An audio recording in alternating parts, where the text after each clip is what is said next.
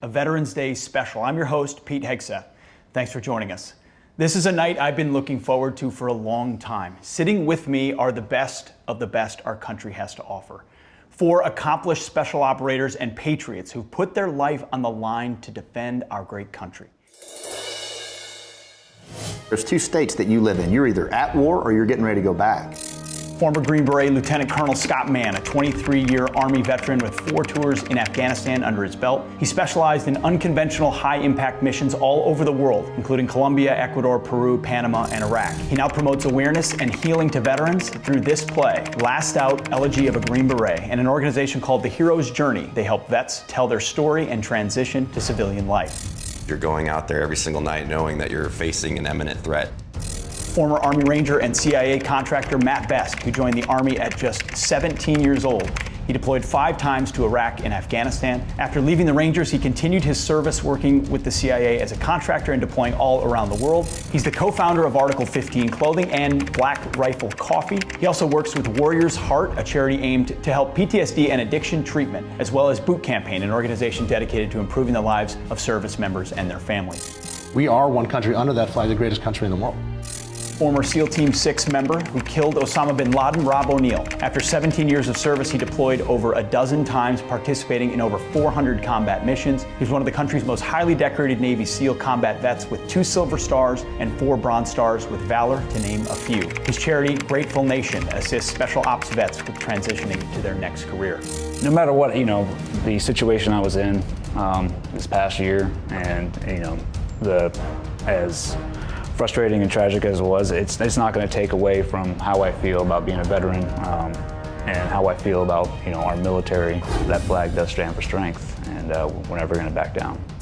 Navy SEAL Chief Eddie Gallagher, highly decorated war hero. He has 2 Bronze Stars with V for Valor and a Navy Achievement Medal with V for Valor, just to name a few as well. Chief Gallagher also recently found not guilty after being charged with mistreating an ISIS terrorist during combat operations. His 19 years in the service and 8 combat tours have resulted in dozens of terrorists killed or captured.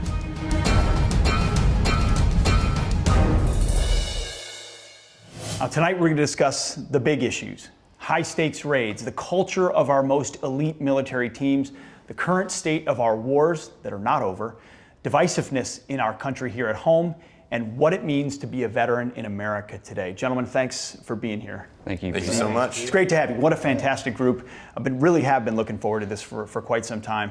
It just so happens recently, guys like you, special operators, and we have all special operators here tonight. We got the Navy SEALs well represented over here. We got the Army Rangers and the Green Berets. Guys like you have been a part of missions just like the one that killed al-Baghdadi.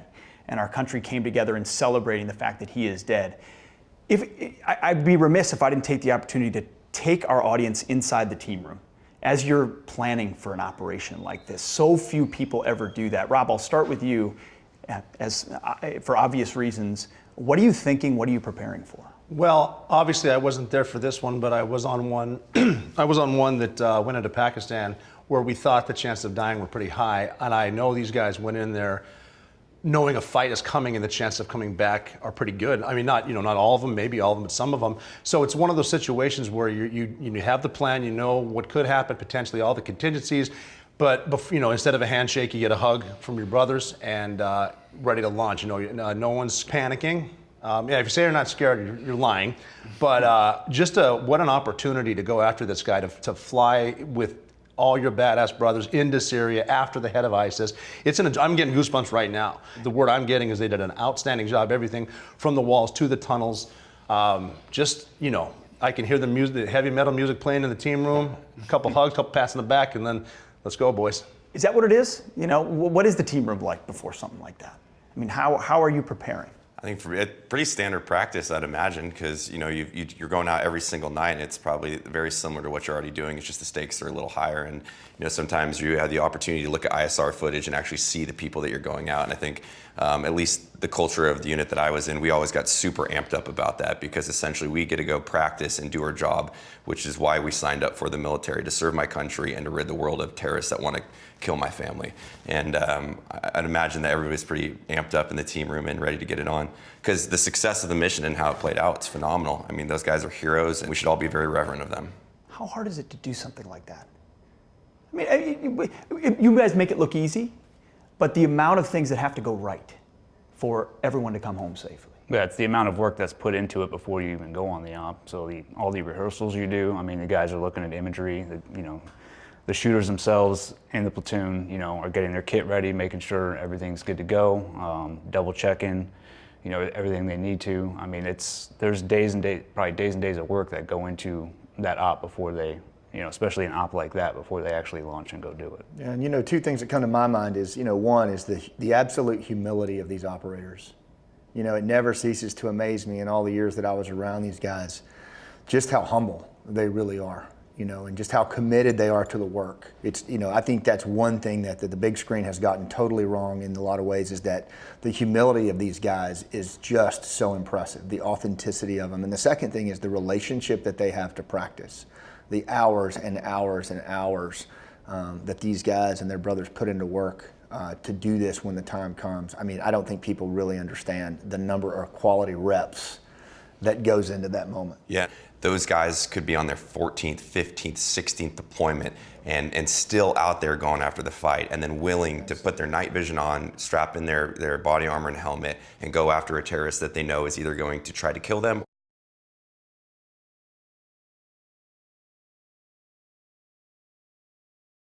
kill himself, and he's going to have a PSD element around him to protect him. Just pure heroism right there, and I think the American public should look at those guys and all those special operations and be very thankful they're on our team. Yeah, absolutely. What is it about training that allows guys to do that? You're not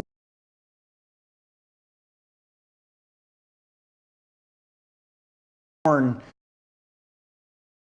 capable of the kind of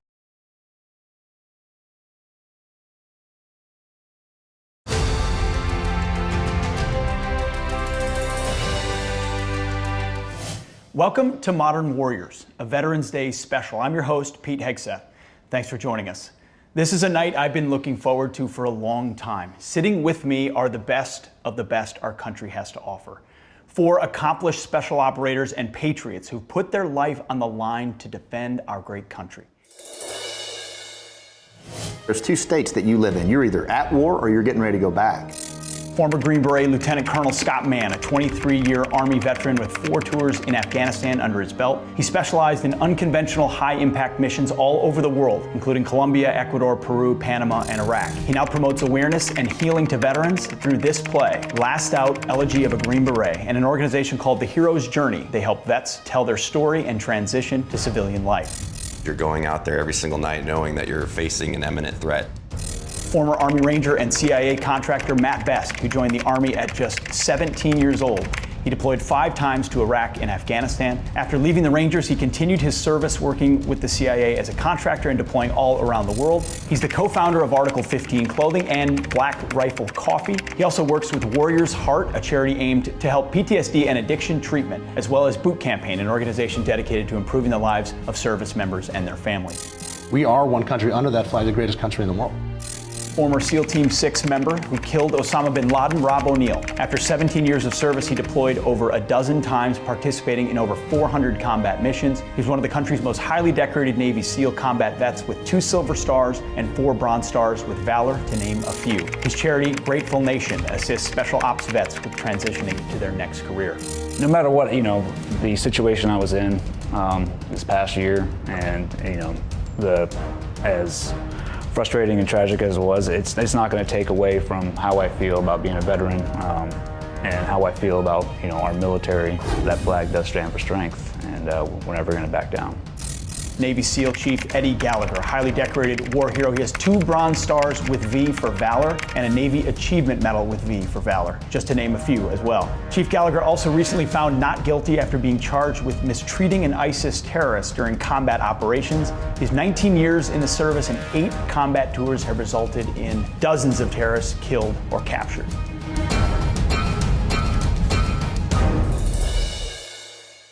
Now, tonight we're going to discuss the big issues. High-stakes raids, the culture of our most elite military teams, the current state of our wars that are not over, divisiveness in our country here at home, and what it means to be a veteran in America today. Gentlemen, thanks for being here. Thank you. Thank you so much. It's great to have you. What a fantastic group.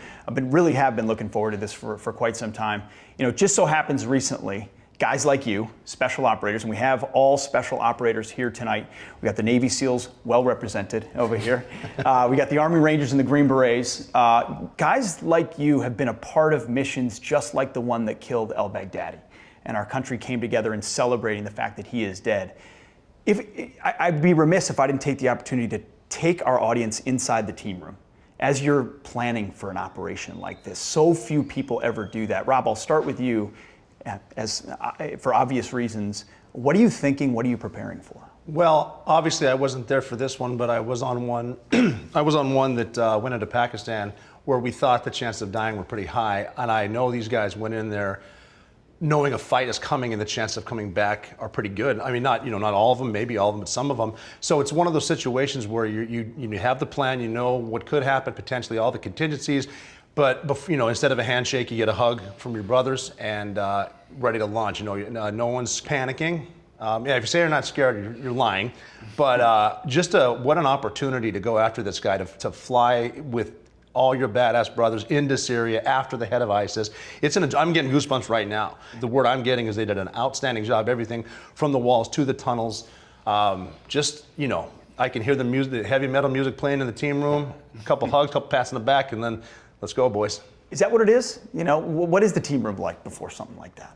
I mean, how are you preparing? I think for it, pretty standard practice, I'd imagine, because you're going out every single night, and it's probably very similar to what you're already doing. It's just the stakes are a little higher, and sometimes you have the opportunity to look at ISR footage and actually see the people that you're going out. And I think at least the culture of the unit that I was in, we always got super amped up about that, because essentially we get to go practice and do our job, which is why we signed up for the military, to serve my country and to rid the world of terrorists that want to kill my family. And I'd imagine that everybody's pretty amped up in the team room and ready to get it on, because the success of the mission and how it played out, it's phenomenal. I mean, those guys are heroes, and we should all be very reverent of them. How hard is it to do something like that? I mean, you guys make it look easy, but the amount of things that have to go right for everyone to come home safely. Yeah, it's the amount of work that's put into it before you even go on the op. So all the rehearsals you do, I mean, the guys are looking at imagery, the shooters themselves in the platoon, are getting their kit ready, making sure everything's good to go, double checking, everything they need to. I mean, there's probably days and days of work that go into that op before they, especially an op like that, before they actually launch and go do it. Yeah, and two things that come to my mind is, one is the absolute humility of these operators. It never ceases to amaze me in all the years that I was around these guys, just how humble they really are, and just how committed they are to the work. I think that's one thing that the big screen has gotten totally wrong in a lot of ways, is that the humility of these guys is just so impressive, the authenticity of them. And the second thing is the relationship that they have to practice, the hours and hours and hours that these guys and their brothers put into work to do this when the time comes. I mean, I don't think people really understand the number of quality reps that goes into that moment. Yeah, those guys could be on their 14th, 15th, 16th deployment and still out there going after the fight, and then willing to put their night vision on, strap in their body armor and helmet, and go after a terrorist that they know is either going to try to kill them or kill himself, and he's going to have a PSD element around him to protect him. So just pure heroism right there, and I think the American public should look at those guys and all those units in special operations and be very thankful they're on our team. Yeah, absolutely. What is it about the training that allows guys to do that? You're not born capable of the kind of courage that is. What helped me? I would look at guys that were senior to me on targets that were dangerous, but they didn't seem worried. They were portraying calm, and I just remember thinking, I want to be as cool as him. So I'm just going to start doing that. And you start learning by watching them, and then the guys that come up behind you, they're watching you. And it is the humility, but it's the professionalism. Everyone, when you're planning, because the plan's not going to happen, everything's going to go to hell is when you get there. So, it's the preparation that gets you through it. But there's such a cool factor, too, looking at how cool my guys are, but then getting briefed by the pilots. Then when you walk out of the team room, you can hear the whine of the engines, and you see the pilots, you see the air crew, it's like, chicks dig us, man. This is cool. Is there, especially you, Rob? No. But is there a moment? Is it in the helicopter? Is it in the team room before? Is it when you realize you're touching down? Is there a moment when the switch flips? Yeah, 2 minutes out when the door opens. Yeah, I'd say that, or en route to target, once you get like, this is it, we're landing on the X, because I think you get spun up quite often. Hey, we're going out tonight, body armor's on, birds are spun up, and then you get called off for whatever, the intelligence was off or whatever the case. But once you're on target and you get that 1 minute out call and you're hitting the X, that's straight work mode. And you cross that mission decision line and Yeah, it's go time. And what's going through your head? I mean, you're thinking about the mission itself. That's all. I mean, and I can't speak for every operator, but I know when I go out, the mission's all I'm thinking about and what I got to do to protect my brothers to the right and left of me during that mission. I mean, before you even go on the mission, I put everything else out of my head, my family, everything. Like, you have to put that in the back of your mind, because you can't have anything that's going to distract you while you're on that op and compromise your brother's life, because that's who you're there for. Yeah, it's like orientation when you're on the ground. Which building is my team hitting, and how do we get there? Yeah. Knowing that the way that there was a certain way that we would number the buildings, and we'd know if we were primary, secondary, tertiary assault. I need to go to, if I go to my spot and that team goes to their spot, I don't need to worry about my back because they have my back, and they don't need to worry about their backs because I have their backs. And then and then you just let the tactics take it, because everything changes. It seems like Murphy shows up. And then just adapt. You get dropped off in the wrong spot, get over it. What could go wrong will go wrong. I mean, at Baghdadi's wearing a suicide vest. His wives are wearing suicide vests. That's a whole nother variable, right? You can plan. But how do you plan for people that are rigged to blow themselves? You plan to get injured, probably. Yeah. Yep. Yeah, I mean, that's part of the courageous part of what these guys do, is because you're going out there every single night knowing that you're facing an imminent threat. And I look at special operations very similar to like a sports team, because you have a plan, but the plan never goes accordingly, and you got to call audibles when you're on target and really make that game-changing play. And I'm sure that happened on that night, and I'm making assumptions. And just also the work where they shape the target. I think a lot of times we don't talk about that, but the amount of shaping that goes into a target, in other words, where you're developing and softening that target before, if possible, when the assault goes in. There's a lot of things that can happen on the front end that can soften that target and work it down to a certain point anyway, and even the intel work that goes. I mean, Matt and I were talking this morning about just how fast that organization has got on how they can turn on a target. It is amazing. It is incredible. Yeah. It really is. And like you were saying with the sports team too, if you can't affect something by worrying about it, stop worrying about it. It's like there are spots where, well, okay, you're here. I don't know how you got here, but we can talk about it later. Doesn't matter how we got here. We're just here. Right. Now what do? We'll talk about it in the debrief over some cocktails, maybe. Yeah. You're right. I mean, I want to go to the sports analogy of a locker room, except when you leave the locker room, you're throwing balls and strikes, and it doesn't ultimately stakes are higher, matter. for sure. I mean, The stakes are higher. Deal. Mm-hmm. I mean, and those are the risks that you accept, and like you're talking about with the suicide vest coming on target. I mean, we train on how to deal with a guy with a suicide vest coming up, either 2 shots to the head, or if you can get that, but we have EOD on target. I mean, they brought dogs with them. I mean, they bring enough stuff with them to deal with problems like that, but in the end, there are definitely risks that are taken in there that, you're going to have to, possibly give your life, to get the job done. And I do want to point out that the dog on that target is way more of a badass than me. So props to that Mal or K9, whatever you Well, and dogs are not viewed favorably in that portion of the world either. So. No, they're not. No, they're not at all, which is kind of fitting that they got Abu Bakr al-Baghdadi with a dog. I love it. Yeah. Well, and when the president calls him, he says he died like a dog. I mean, that's all part of framing the enemy. The president speaks off the cuff quite a bit, but I think that one was intentional. Really? Yeah. Oh, I'm died glad. like a dog. Yeah. Yeah. Because one of his advisors probably said, no matter what, don't say this, so he did. Exactly. Did you experience that? The guys who, pound their chest the most from the enemy, propaganda videos, when it comes to the barrel of a rifle of an American special operator, are they cowardly or do they fight? My reaction to that is, if you're willing to be such an intentful criminal and believe in an ideology that promotes raping women, murdering innocent people, you're filled with pure cowardice. And so you'll see it when their life's about to end. They'll do anything to try not to die, but that's what we're here for. And if they stand a threat and pose a threat, well, we're going to take care of them. The leaders are really good at sending other guys to their deaths because it doesn't affect them. Yep. And they think if they can send them to martyr themselves, they get a piece of it. But when it comes down to their own lives, they're cowards. That's what I've seen with even mid-level leaders. They're cowardly at the end. But by the same token, a lot of the work that our SF guys did in rural Afghanistan, going against hardcore Taliban insurgents, those guys were good.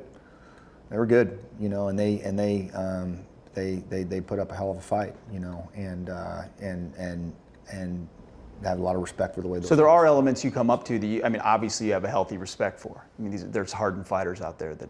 Yeah, in Afghanistan mainly. Yeah. The foreign fighters we ran into in Iraq they're really good at killing people that have their hands tied behind their backs, really good at blowing people up. But the Taliban know how to fight, 'cause that's all they know. That's all they do. They've been fighting there forever. Yeah. But there are elements that I had respect for and a more high threat level going after in Afghanistan. Absolutely. Recently, the current culture within the teams of our special operator communities has been under fire.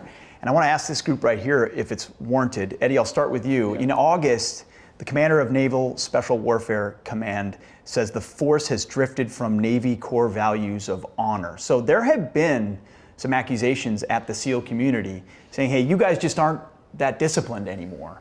What do you say to that criticism? I say that's completely wrong. There is no culture problem or ethics problem in the SEAL community.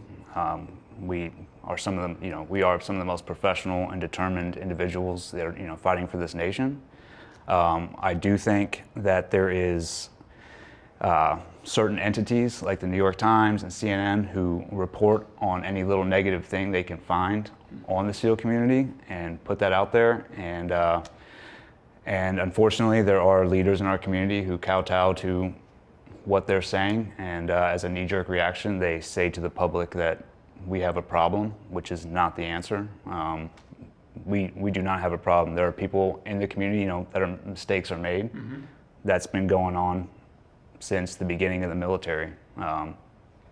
We should take care of our own. If those mistakes are made, there shouldn't be knee-jerk reactions to, either firing leaders or getting rid of individuals in the military. We should be taking care of our own. But no, I don't think there's a culture or ethics problem. So the reports are out there, and then of course the leadership of the Navy is then pressured, and then it rolls down. Yes. Is that a cycle that's happening? I believe so, yeah, at this current time. And then, when you have certain leaders who, come out with that statement saying, we have a problem, and then their only solution is to, do uniform and grooming standards, you're not really bringing anything to the table or any solutions. So are haircuts the answer, Rob? Yeah, see, the answer here was like room inspections and haircuts and uniform inspections and things like that. And all that's going to do is lower morale and hurt recruiting. Some of the guys were doing bad stuff. Then there's no excuse for that. But instead of blasting it out to the media, handle it internally. And yes, some leaders dropped the ball on this, and the stuff the guys were doing is bad. But like Eddie was saying, it's happened since the beginning of time. There's no reason to broad brush stroke it. Everyone shine your boots. Not that it's not good to have shined boots, but again, it's taking away from the missions. Like, why am I cleaning my house all day so the admiral can come look at it when I should be making sure my weapon's clean and sighted in and that my gear's ready to go, my gear bag, because we could be called at any second. Mm-hmm. There's a way to do it, and it's a couple bad eggs that are making the entire community look bad. And I don't know what the culture is that's doing it. There's bad stuff in Virginia Beach. There's bad stuff overseas. Mm-hmm. Maybe people got complacent because the SEAL teams had so many successes and then they'd done so well for so long. I'm not condoning what they did, but punishing everybody and firing a lot of the senior leadership at that team it's one of those things where, I wasn't there. Yes, it should be going a certain way, but, an immediate supervisor possibly, but not the CEO, the XO, and the CMC. Yeah, they brought an entire SEAL team home early. Yeah, they did. Right? Yeah. Well, and then they fired the command master chief, who I went through SEAL training with, was almost the 30-year mark. He's going to retire. What does this do to him personally? It's like you got to think about all of that. Some couple of E5s that did something are going to affect this guy's life. Yeah, and not only that, but putting that command master chief's name out there to the public. Oh yeah, his name's out there. He never wanted it out there. He didn't want that out there. That guy's a legend. And you're seeing it across the formation of special ops, and we have similar issues in the special forces community. And one of the things that I always caution is look, let's not forget we've been at war for 18 years, right? Over 3 times longer than World War II. And the preponderance of the effort is being put forward by the special operations community. And 99.9% of it is good. Absolutely. Oh, yes. And for our Congress to even opine that there's a morality problem in the soft formation, that is laughable. to me, that accusation would even be leveled. I think what we need to do is take a deeper look at the operational tempo that we're running these folks, and like these guys are talking about, take each case individually.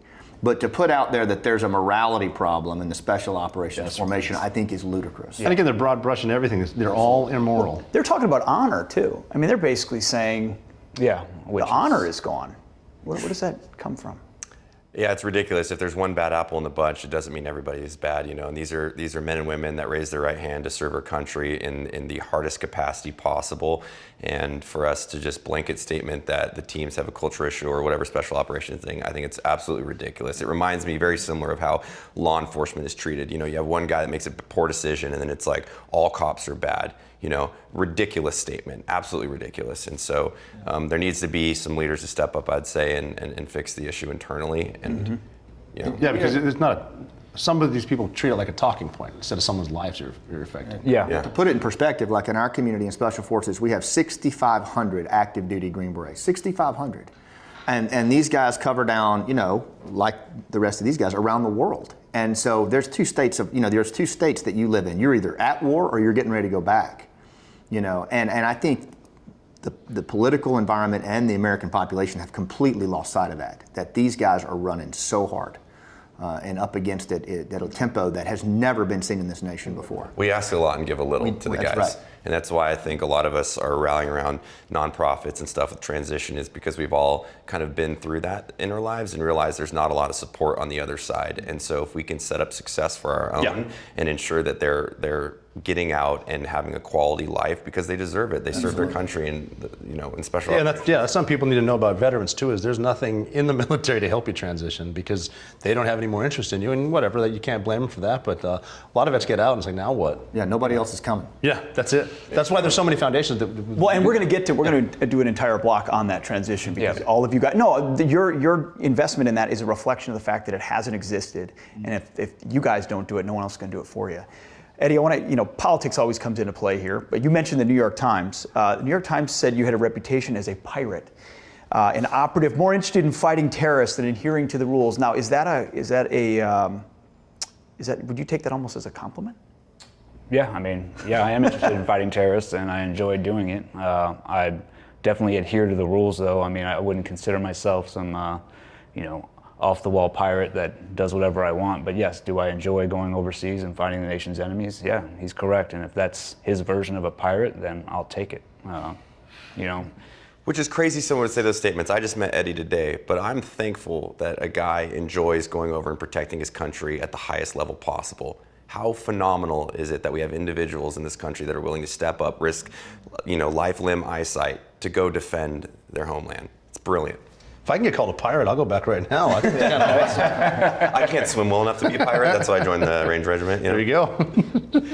But Eddie, you've been in the middle of. You effectively had guys in your own team at some level turn on you. Is there a culture inside the SEALs of the way they view the battlefield that's different? No, and I know that's been thrown out there a lot with the whole millennial issue of guys in the teams, and no, I'm not going to blanket statement millennials across the board, because I do believe that these guys are joining now knowing full well that they're going into battle. I think I joined back in '99. There really wasn't a war going on back then. These guys are, joining when we're actually in war. So absolutely. I think that says a lot about them. As far as, these small group of individuals that just decide to concoct this story, that, when you live with individuals for 2 years, there's certain personalities that do not get along. And that's happened every deployment I've been on. And there's always personality issues. These guys took it a little too far, made up a story, to try and ruin my reputation. And when NCIS got involved, it just went off the rails. But no, NCIS is not like the TV show, is it? No, not at all. Found out. That's part of the problem. The TV show makes them look cool. Yeah. They're not. Well, what does that do? What does that do to morale when the idea is you spend 17 years or 19 years fighting for your country, and then at a moment's notice, either your command or someone else can turn on you, and now you're in the brig? I mean, how do you manage the fact that politics, rules of engagement, all of those things are layered on top of? I think it's foolish to think that our young people, and my son being one of them, don't see this for what, I mean, they see this, you know, when they're making decisions about whether to commit their life to the special operations community or to a life of military service, and how we treat and handle our operators in these kinds of situations. They're watching. And we better believe they're watching. You know, whether it's whether with the retirement pensions or how we do transition, or a situation like Eddie's, if we think that our young people aren't watching this right now and measuring us on whether or not they will step up and serve when the next Baghdadi rises, we are deluded. Yeah, I think the scariest thing to me about the situation is the effect it has on the actual operators out there right now serving overseas. You know, they're watching what happened to me, the whole knee-jerk reaction, guilty till proven innocent. I mean, I don't want them second-guessing themselves to pull that trigger when they need to. Yeah, when rules of engagement get so strict that you have a Marine out there who's worried about stepping on a landmine but gets in a gunfight and his initial thought is, am I going to be in trouble if I shoot back? Yeah. That's risking lives. And again, they don't see it, the politics of it, they don't see it that way. It's a political talking point. It's how do I advance my career by prosecuting one of our warfighters? That's all it is. It comes down to personal selfish decisions, and it's a shame. And just knowing that NCIS is not there to investigate the bad guys, they're there to investigate you, and the JAG is not there to protect you, he's there to protect your command. And these are just, I always say too, rules of engagement, for the person typing them up, there should be someone in the room actively shooting at them as they're typing, because it'll give them a kind of a sense of, oh wow, this is dangerous, and bullets are scary. That's a great point. I think a lot of times politics gets involved in war, whether it's rules of engagement or whatever. People that are making those policies and decisions aren't actually in gunfights every single night. And I've seen young Rangers get killed because of that. You know, oh, we won't drop ordnance on that building because we don't want to be loud in this neighborhood. And then we're sending young men to go knock down that door and they get shot. It's insanely unfortunate, and politics in war is a very, very, very scary thing. You know, one thing I'll add to that too is that I think we need to talk about is when we go into these rough places and we work with local indigenous people that are there and we ask them to step up and work with us shoulder to shoulder, I think we got to be careful about how we depart those areas. I think right now we're developing a pretty unhealthy reputation of going in and working with indigenous people in these places, and then an administration changes and we leave. And there's a cost to that. That's a great way to end it, because many have criticized the president for pulling out of Syria, but President Trump has doubled down on his decision, saying that he has no interest in continuing what he calls an endless war in the region. Nobody better to talk about it than these guys, who have been fighting what probably at times feels like an endless war. I mean, Islamists declared war on us. We don't get to declare that war over. But when you look at Syria, when you look at Iraq, when you look at our footprint, is the president right when he says maybe it's somebody else's fight? It's not to say he's right or wrong, but what is wrong is to say, well, this is the way we've always done it, because we haven't won a war since World War II. And we had the war in Afghanistan won in 2005. But we decided to rebuild it, which is not a soldier's job to rebuild schools in a place, especially where they don't want it. And you know, you can Monday morning quarterback the war in Iraq. I mean, I wanted to go at the time because I was a young Navy SEAL. Let's go fight. But the plan going in was bad. We assumed the Shia were going to help, and they didn't. We saw what happened. So you know, I can easily say, well, we shouldn't have entered Iraq, but we also shouldn't have left Iraq. And what to do? You know, it's one of those things. Again, it doesn't matter how we got here. We're here. But you have people back here making decisions based on whether or not I get elected next cycle, and that's about it. And so you got to look at the reality of things. It's so complex over there in Syria, and we're not pulling out completely. They're moving people out. They're making sure, and again, a political talking point, we're making sure the oil fields are guarded, but we're not doing it we're keeping Americans there because we don't want Iran to take the oil fields. I mean, it's so complex that it's not as simple as to say, but I mean, going in and trying to rebuild a nation that doesn't want democracy, you're not going to just instill it. It needs to come from the ground up. In Afghanistan, I mean, since Alexander the Great, it's been fighting. They want their tribes, they want their values.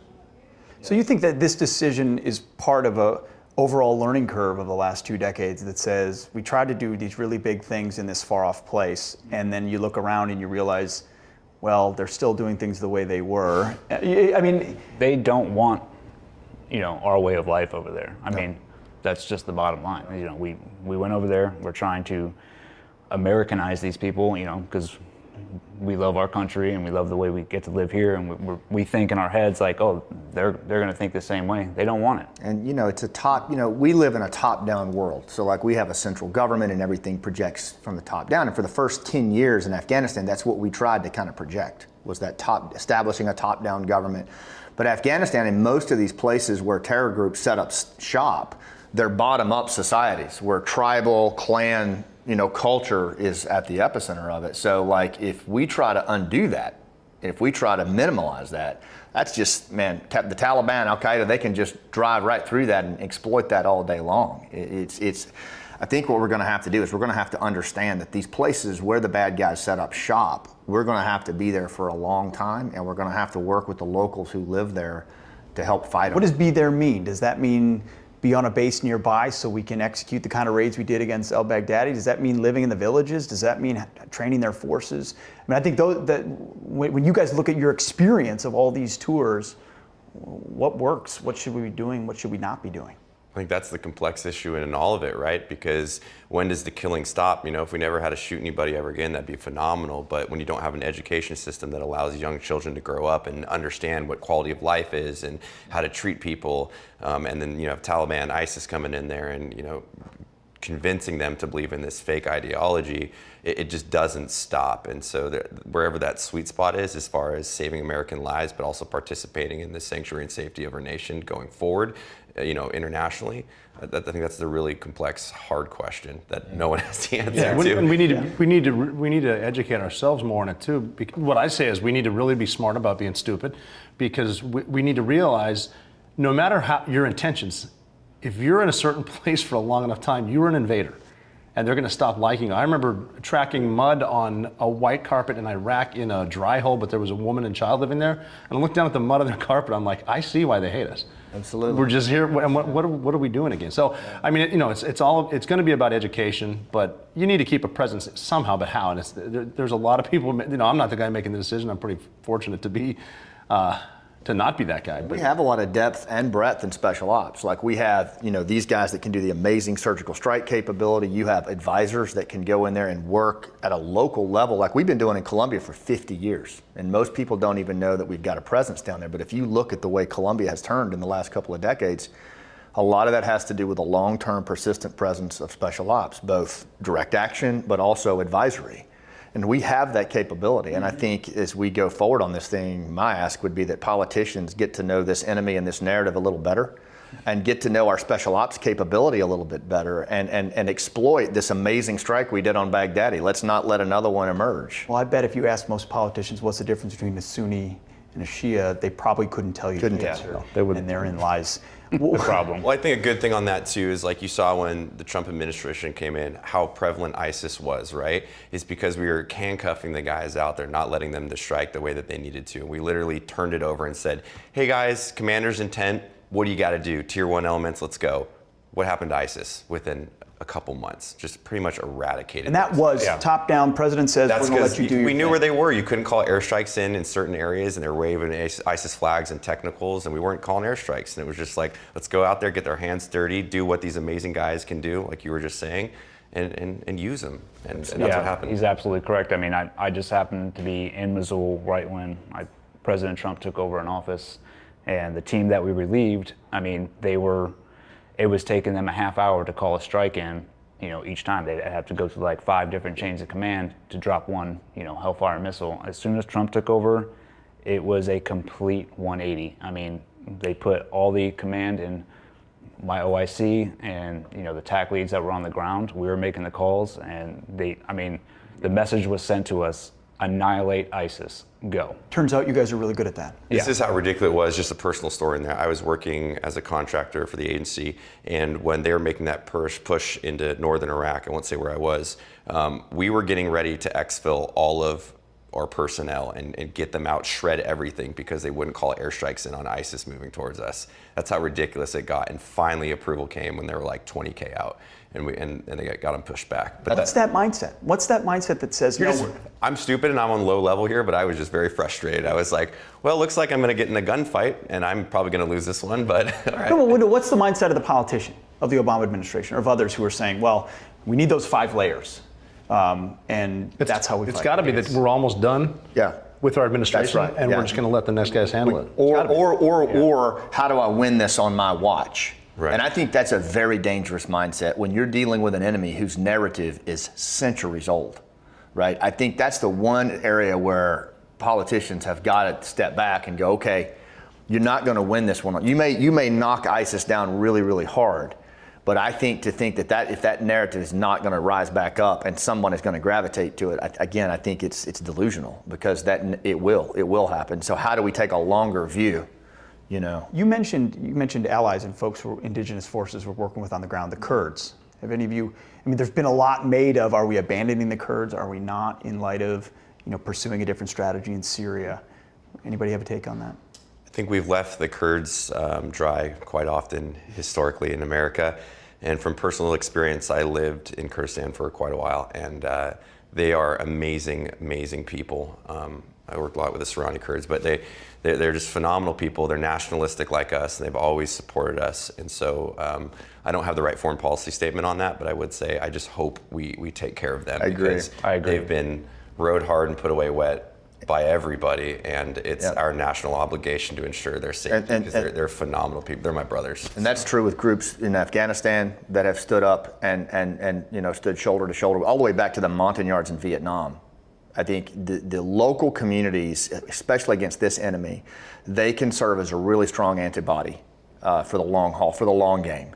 But if we don't get a little bit more cognizant of how we treat them, and if we start working with them, there's a commitment there. And I think to just leave once that commitment's underway is pretty reckless.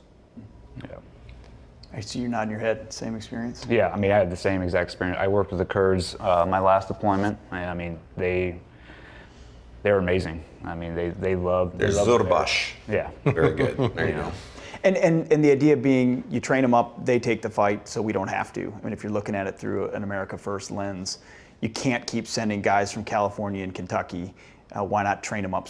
But what about the frustration when you step back and go, yeah, we've been training the Afghans for 18 years, and they still can't defend their. Yeah, but remember that they didn't even have an army their army was disbanded in 1978. So there was no standing army when we went into Afghanistan, right? So we were literally starting from zero. I think there's a difference between nation building and security capacity building. And I think we've got to be able to do that. I mean, that's a big part of our special ops community and our capability. And to not do that, I think we're not. Well, especially the playing Green our Berets. I mean, that's what you guys do. Yeah, true. Absolutely. All right. According to a new Georgetown University poll, voters are finding political division so bad that they believe the United States is 2/3 of the way to the edge of a civil war. There's no question our country is increasingly divided, especially ahead of the 2020 election. So on this Veterans Day, we don't want to talk about politics. That's not the point of Veterans Day. It's a totally patriotic, apolitical day. But politics is everywhere today. You didn't sign up because of it, but it's a reality and it affects your service. When you look at, impeachment, resistance, the president and how Democrats and others view him, are these people feeling this way, that we're on the verge of a civil war? Are they right? What's crazy to me is just the identity politics and all of it, right? It's like we're casting judgment on someone that is affiliated with a different political spectrum and just going after them for the sake of whatever entertainment, But for me, it's like, how do we have the patriotism of September 12th without the tragedy of September 11th? That's what this country needs to go back to, and understand that we all probably get along a lot more than we think we do. Mark Twain said, being a patriot is loving your country all the time and your government when it deserves it. Just because you don't agree with someone being in the office doesn't mean you can't get along with the diversity of America and appreciate it. It's why veterans tend to get along so well, is because we celebrate diversity. I served with every color and race and sexual orientation, and we all cared about the mission first, and we came together as brothers and sisters. And I think there's a beautiful takeaway in that the American public needs to go back to that, rather than saying, you're a liberal, I'm a conservative, we can't get along. I'm sure we have more in common than we have. Well, I dare somebody to try to say it better than that. Yeah, I was going to say that's really good. Yeah, it's really good. No, I mean, I question who was polled. Like, who are they actually asking? Was it people on the campus of Georgetown? Fine, whatever. Yeah. No, I'm fortunate because I get to travel pretty much 5 days a week, and I talk to thousands of people personally a week, and it's not as bad as, bad news gets ratings, and social media is just people yelling at their phones. people get along. America is not at civil war, and it's not the stuff you read on Twitter. America is the convoy that started in California, picked up more people in Arizona, New Mexico, Texas to help people in Florida with a hurricane. Those are real Americans. That's what America's like. We're not going to be at civil war. Yeah.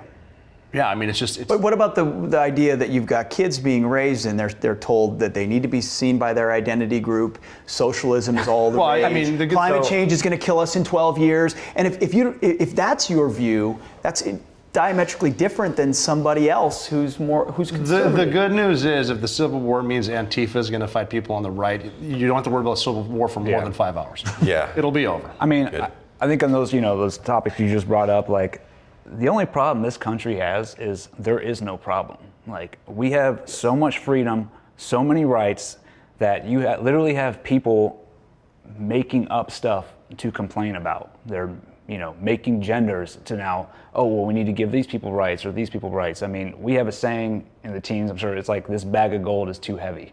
It's like, we have it so good here that people are trying to find stuff to complain about. Well, that's like, for me, that PC culture component that's coming in and kind of just putting a blanket over all the fun. Like you just said, give someone $1 million and they bitch about the taxes. It's funny that that's kind of the current culture of America and the educational system, that it's just, I would put that in my book, how I walked on campus in Northridge and I walked off because I do not want to be a part of this culture. It's insane to me. But to your point as well, I don't know how that changes without a tragedy, because how do you rally people around that are lazy and uneducated?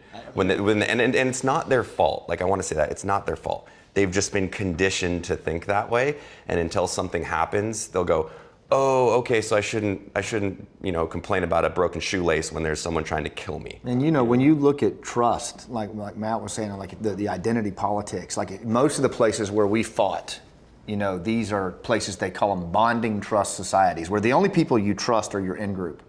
And then everyone else is an out-group, and they're either competing for status or resources, and it gets really ugly. And in our country, we actually built a society that's bridging trust, where you actually bridge and you can trust beyond your in-group. You can trust an individual that's a different race, color, sexual preference, whatever. And we built this thing, and it seems to me that we're abandoning it to go back to a bonding trust kind of world. If you look at the in and out group dynamics in our society today, it's terrible. In the way that we group up, and I think a lot of that is leadership. I think that as we sort the problem out, for all of us as leaders, and that's why I'm excited to see the number of veterans coming out of service that we have, because those are some great folks to lead us through this, who can see through that identity politics, that in and out group behavior, and lead us into something bigger. This is why we need more veterans in Congress. Absolutely. Because the Democrats or Republicans, veterans will get in the same room and talk about it. That's right. And Like, what's the point of just, nope, don't like you. Nope, we lost the election, can't accept it. Yeah. We're gonna just get you fired. Yeah, we're better than That's like saying Way you're on better. target and they're shooting at you and you're like, I don't like that. Yeah. Well, we got to do something here. Yeah, no kidding. Yeah, people just need to chill out, Love is free and beer's cheap. Like, chill out. Just chill out. But in the age of Donald Trump, nobody's chilling out. What is it about him that sets I was in the airport, obviously, in New York yesterday to come here, and a woman stopped me and was asking about the raid to kill Baghdadi, and Trump said it was better than the one to kill bin Laden. Do you hate him? Do you hate him? I'm like, no. Why do you hate him? She goes, he's mean. It's like, Yeah. okay. That's the progressive way. If it doesn't go their way, they complain about it. And I think that we're just seeing that it's all casted towards President Trump. So it's not going away anytime soon. But do you think they That makes him stronger. hate Yes. him, or do they hate the people, the millions of people that voted for him and the way that they live and what they believe? I think there was such a profound love for Hillary Clinton, and when she didn't get elected, all that hate coupled with Well, she probably is President very Trump's likable. personality. Yeah, I mean, I don't think they know what they hate. Yeah. You ask them poignant questions like, okay, why? And they're like, well, he's mean. Like, That's it. You don't have a good answer to why you hate him. It's just they're bonding together, because it's like the cool thing to do, or they're trying to think, like, oh, I'm going to hate Trump, or hate people that vote for Trump. But nobody can give you a good reason. I mean, if you look at the statistics of where America has come since he took office, I mean, he's been doing a hell of a job. And I think, when Obama was in office, no, I didn't vote for him. I didn't, agree with his policies, but I didn't go around complaining about him. Like, this is my president, and I'm going to serve the next 4 or 8 years under him and, do what I'm told, and then hopefully there'll be a shift afterwards. But, nobody was complaining and yelling like these people are doing now. And I think throwing the Civil War stuff around is just ridiculous. I mean, Yeah. if you've ever been to a country that's been in Civil War, that's not the kind of thing you want to throw down. No. Yeah, we should do taking every measure forward to not have that happen. I'm And thinking that's a good call. yeah. So I think Maybe that's dial it down a Yeah. little bit. I think that's part of the divisiveness. It's Yeah. just people are they're conformists with their ideas and their politics. And they never think anything through themselves. It's okay to think your own thoughts, like internalize it, think about it, develop your own opinion. Don't listen to everybody at your own dinner table and take whatever they think and make it your own. That's not how we create a free society. Those amazing Americans that took down Baghdadi, I mean, to really honor them is how about we have some civil discourse about how we do things in this country instead of talking Civil War. Well, I love what you said. How do we get September 12th without September 11th? But how do we do so while staying focused on the founding premise of our nation, which is free people? And you see so many institutions pushing, whether it's the PC culture or safe spaces or trigger warnings, and you're hearing people talking about limits on free speech because that speech is harmful to me. I mean, how do we have that civil discussion that keeps us free? Well, you're not going to learn anything by only associating yourself with people who believe the same you do. You need to hear the other side. And like, even how ridiculous it's gotten is Antifa is anti-fascist, and they use fascist tactics to shut down their opponents.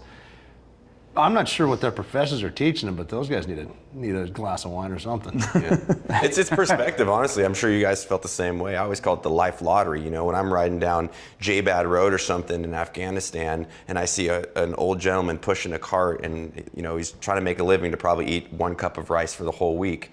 Man, we're born and raised in America, the greatest country of all time. Relax a little bit. This is awesome. It's the land of opportunity. All it requires is a little bit of hard work. I'm a dumb dude, and I become successful. Like, I outwork my intelligence. I'm serious. I'm just a knuckle dragger with a little bit of military experience. You did that on 100% looks. Yeah. High cheekbones. You were talking about there. That's a great place to leave it right now. I agree, though. More vets running for office would be a very good thing. All right, we're talking about the importance of giving back and what the transition to civilian life is really like. We've experienced the shock of going from the battlefield to back here at home, and how do you fulfill that purpose? And of course, we still have the national epidemic of 20 or 22 vets a day taking their life. VA's still not fully fixed, even if veterans have more choice today. You guys have organically, since leaving the service or soon to, been drawn to the idea of helping other guys transition. What is it about that process that's so difficult? What do we need to do? What are we getting wrong? I've had veterans who've been to combat many, many times tell me they'd rather go back to combat than fill out a resume because combat makes sense. And they don't realize what they're qualified for. And I'm talking just the loyalty alone, but the ability to handle stress and solve problems. They don't realize. That's why I started yourgratefulnation.org for that. And it's not even, it's a second career. You're in the Navy, you're in the Army for so long, but you signed that 30-year mortgage, you're gonna need a job. And people need to realize that they have a resume that employers want. And a lot of the stuff they're teaching on campus and college right now, they don't want. Give these guys 6 months, you'll have the best employee of your life. And it's real. Well, you've done a lot of work on this, Scott. What is the most difficult part about that transition? I think, for me, it was, I wanted to be a Green Beret since I was 14 years old. That's all I knew. And then when I took that uniform off, everything about my identity was wrapped up in that. And so I left my identity, my purpose, everything in the team room. And I walked away doing a bunch of that everybody else wanted me to do. And it nearly killed me. I'll just be honest, it nearly took me out. And it really wasn't until I figured out that there was a lot of stuff that I did in that world that was very relevant in this world, like Matt was talking about. It's just the relationship to work and practice. But that connection to purpose and that connection to our story as warriors is we've got to keep that. The military doesn't get to keep that. That's ours. And that's why we started the Hero's Journey. We help warriors tell their story when they come home. And I think it's so essential that warriors stay connected to their narrative. And if they lose it, it's dangerous. Eddie, obviously your transition is ongoing, and you plan to be a part of organizations that fight for other guys that are being taken on by our Yeah, government. yeah. So I think that's just like they were saying, it's the purpose aspect of it. While you're serving, whether you do 5, 10, 15, 20 years, you have a purpose in the military. I mean, and it's an awesome one. You're doing a righteous job, and when you get out, the military does a great job of bringing you in, training you up to go fight the enemy, kill the enemy, but they don't do such a great job of helping you when you detach. And honestly, nor should they. I mean, they do their check in the box, like, you go to they have these TAPS classes and you learn how to build a resume to get a middle management job at Walmart. But I mean, I think what's happening now, like, with everything these guys are doing with Black Rifle, 9-Line, I mean, with what Rob's doing, you guys, like, veterans are taking care of each other now when we get out. I think we've been in this, global war on terror now for 20 years, and we're now realizing, like, hey, we don't need to depend on the government to take care of us. We looked after each other while we were in. You love your brother while you're in, you look after him, and we're doing that when we get out. And it doesn't matter what branch you're from or what job you did. I mean, we're all the same when we get out. We're all veterans, and I think we're realizing, like, hey, we need to take care of each other, make sure we're not getting lost out there. I think that's a big message on Veterans Day, is that we got to look each other in the eyeballs when we come home, because the way the transition process works is we get isolated just by definition of transition. So we get detached from our teammates, and I think that's a very, very dangerous thing for high performers, to become isolated and detached from your purpose. Like I wrote a play about the war that we're taking around the country, and and I'm in it with a cast of 3 other veterans. You talk about a midlife crisis, but as we do it, I'm astounded by the number of veterans who are isolated, and these are not guys feeling sorry for themselves. They've just become stuck. And it's really something we can do something about it, and these guys are. It's amazing to see. I think there's 2 parts to that for me. There's the community aspect, and then there's the transition and issue thing. And mainly what we've seen right now with the VA and a lot of other clinicians is the blanket treatment, and essentially they're putting a Band-Aid on a bullet hole. They're not doing anything to impact the individual.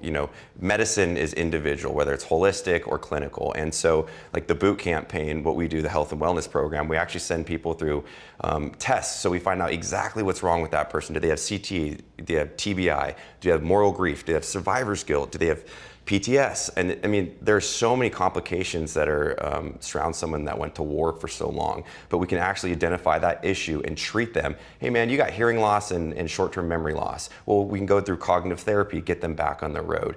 And I think But isn't the VA supposed to do that? Supposed to doesn't means it's happening, and obviously I don't know enough about the VA, but what I can do is step up to the plate and work with organizations like that. I don't think we have time to wait. Right, and then you have this self-medicating thing that we're, with the transitioning, and that's where Warrior's Heart came in for me. And then lastly, the community aspect. It's really what we can do as veterans through nonprofits and just nationally showing that we can succeed post-war. I hate the narrative that all of us are a bunch of broken guys. Like, I spent 10 years carrying a gun professionally, and I'm just fine, and I want to succeed in the civilian sector and have my brothers and sisters succeed too. So it's really Just fine is a relative term. just fine. Yeah. Well, I'm trying to get some more jobs at Black Rifle Coffee, so you keep that veteran hire rate keep going up. It is nice, though, to see veterans who get out and have a platform like we're fortunate to have, use it to help other veterans. Because there's a lot of guys that had, I can speak personally, there's a lot of Marines out there that had a much more dangerous job than I did, and they don't have the platform. But for us to be able to come up here, and we just need to raise awareness to the public, because the public's not aware of a lot of the stuff that we offer. But once they are, just the awareness, obviously the donations, but volunteer your time. Well, because there is a grateful nation out there. Yeah, there is. There is. Yeah. When we do the play, we have we show the family, which you never see. You never see what the military family goes through in this 18-year war. And when we show that, when we lift the tent up and we show what a military spouse and a son goes through year after year, deployment after deployment, I can't tell you how many civilians come up to me and go, I had no idea. It is a lot easier to go to war than it is to send someone to war, because we can move this way, that way, but the family, the mom, the wife is always thinking worst case scenario. Yeah. And it's really hard on them. They get some, what I call sympathetic post-traumatic stress, just based on sending me away. That's what I said. My mom needs an award. She sent all 3 of her sons to war. Well, she didn't. We did. We're like, we're going, Mom. But, Well, and we all agreed early on that your wife Andrea's tougher than anybody at this I stage. think Andrea yeah. might be the toughest person in your family. She definitely is. She's the toughest person that I know, and I mean, through my 20-year career, I've deployed over and over and over, and she held down the home front, while I was gone. And I think it takes a special kind of woman, a spouse, to be able to do that and raise 3 children. Pretty much, you're a single mom. Absolutely. In our community, I'm gone 75% of the year, every year. So, she's definitely become super resilient over the years. And that's the other thing. I mean, we've had our bumps in the roads going up. It's every combat deployment you come back from. There's always like a learning curve and the reintegration process. But that just makes you stronger over time. Yeah. So My wife Monty and my boys Cody, Cooper, and Braden, I mean, they're my heroes. I mean, what they went through, their entire life at war, and what they endured. My oldest son's going to go be a lieutenant, I don't think we say enough thanks to our military families. They're amazing. yeah, I think that's a good point. This Veterans Day, and I know it's all about thanking the veterans. Thank the veterans, dependents and their spouses Absolutely. first. Absolutely. Well, we're going to get to that in a moment. Give you guys a chance to give kind of a one final.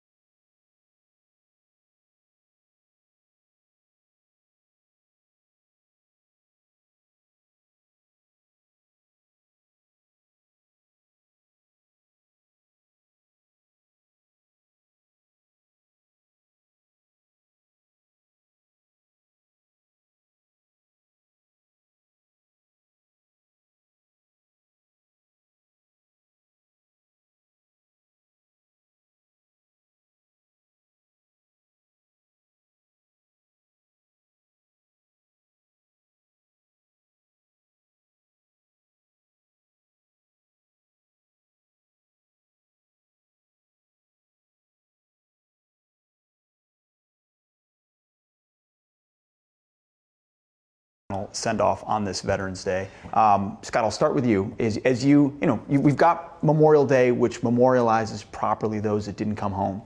Veterans Day reflects on the guys that did have the fortune of coming home, yet obviously they face challenges here too. Yeah, I mean, for me, it's raising 3 boys in the longest war in our nation's history.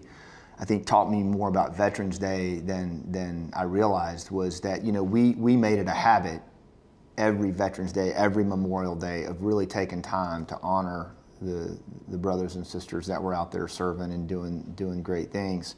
And I never really realized how much it resonated with my boys until now that they're grown, and I look at how they've shown up as men. I look at how my oldest son is going to go in the Army next year, and for me it's been so humbling to be around guys like these guys and to see what they've given and what they've done out of choice, for the greatest nation on earth. And to be able to sit at the same table with you guys, to be able to have, walked on those long patrols with those amazing, amazing men, I'll never forget it. And that's on days like this that I am just so grateful that I had a chance to stand on their shoulders for a little while. And you're saying to raise patriots, you've got to be intentional about it. Absolutely. I think it's I think our best days are still in front of us, and and when I think about Veterans Day, I think about the time that I spent with my kids and talking about the amazing heroes that I served with, and hoping that they'll aspire to be like them. Amen. Amen. I'd just say I'm a huge patriot, and I'm so thankful to be given the opportunity to be successful in the private sector and business. And the only reason that exists is because of service, not only from the GWAP, but Vietnam, World War II, generation after generation after generation.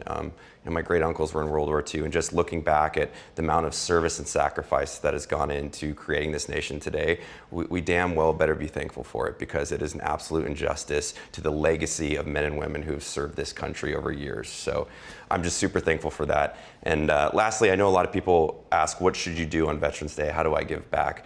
Obviously, there's a great nonprofits all across the table here. But really just go vet the organization that you believe in, find what you're passionate about, and it doesn't always have to be money. It can be time. A lot of these nonprofits just need volunteers to help out. So, and you can also vet that through the internet to make sure that they're good organizations. But get out there, be active, and yeah. Absolutely. On Veterans Day, just thanking the vets, obviously the Vietnam vets, because they got treated so badly. They're the reason we get treated so great. So I always remind Vietnam veterans of that. And also with there's so many missions going on we don't know about, but the one that happened in October where the Army crushed al-Baghdadi, they're still out there. And they're going to be out there, and they're wearing that American flag, and they're fighting for you. And they provide you the freedoms, whether or not you agree with the war. You know, they're out there, men and women, and they're going to keep doing it. So when you see a vet on Veterans Day, the veterans are very humble, and you think they don't want to hear it, but just thank them for their service, and they'll say you're welcome or bless or whatever. If they're in the airport and they're eating, buy them their meal, get them a beer. But just the vets are out there, and the warriors are still out there. Absolutely. Eddie, I can't help but think that last Veterans Day, you probably had a much different view. Actually, yeah, I was what you went through. Watching this show in prison when you had everybody else on, yeah. Last Unbelievable. Veterans Day. Yeah. I did not run that question by you before I asked it. So you literally we did a Modern Warriors special here last year on Veterans Day. You were in prison for your life, I mean, for your reputation. How do you reflect then on Veterans Day today? You know, no matter what, you know, the situation I was in this past year, and you know, as frustrating and tragic as it was, it's not going to take away from how I feel about being a veteran and how I feel about, you know, our military. You know, I'm very proud of the service that I got to do for the past 20 years. You know, I come from a long lineage of, you know, people that serve in the military, and I think you know, the reason I joined is because of that. You know, I was raised in the Army, so you know, growing up, I had a very found respect for the military in general. And then I had no ambition of serving until, you know, I got to about 19, and I was like, you know, I need to do something for my country. So I mean, this Veterans Day, I'm glad to be out, walking around, and just I definitely, you know, my message is, you know, before, like, you know, if you want to do something for a veteran on Veterans Day, you know, a lot of people will come up and say thank you for your service, and you get that a lot. And I think as veterans, like you said, we're humble about our service, and we're very gracious that you do say that to me. But I think the best way you can thank me for being a veteran is be a good American. You know, be the American that, you know, I served for, and also thank my spouse and my kids, and, you know, spouses and kids in general, and the dependents, because they've been through a lot as well. Scott, what does the flag mean to you? Why are you a patriot?